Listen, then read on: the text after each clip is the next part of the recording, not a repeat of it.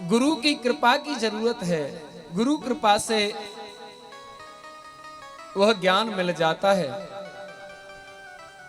देखो सागर कितना गहरा है और उसमें जल कितना है, अथाह जल है। सागर अथाह जल वाला है, बहुत गहरा है, उसकी कोई था भी नहीं है, लेकिन फिर भी वो प्यास नहीं बुझा सकता। उसके पास जाओगे, चुल्लू भर भी जल लेकर के उसका आचमन भी नहीं कर सकते हो। अपेय है, पी नहीं सकते, डायरेक्ट नहीं पिया जा सकता।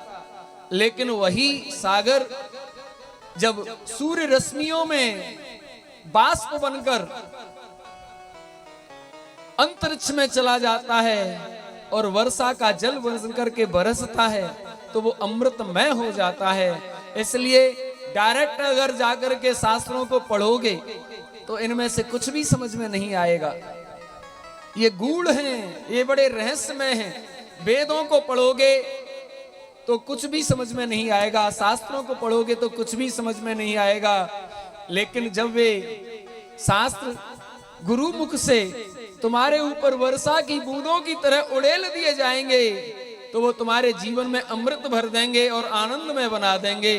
इसलिए हमारे यहाँ पर शास्त्रों को स्वयं से पढ़ने की परंपरा नहीं थी। पहले तो शास्त्रों को गुरु मुख से ही पढ़ा जाता था, इसलिए इसे श्रुति कहा जाता है। श्रुति माने सुनना। श्रवण का बड़ा महत्व है सज्जनों। जो श्रवण करके, श्रवण का नियम धारण करके सुनते हैं, वे इस शास्त्र के तत्व को प्राप्त कर लेते हैं।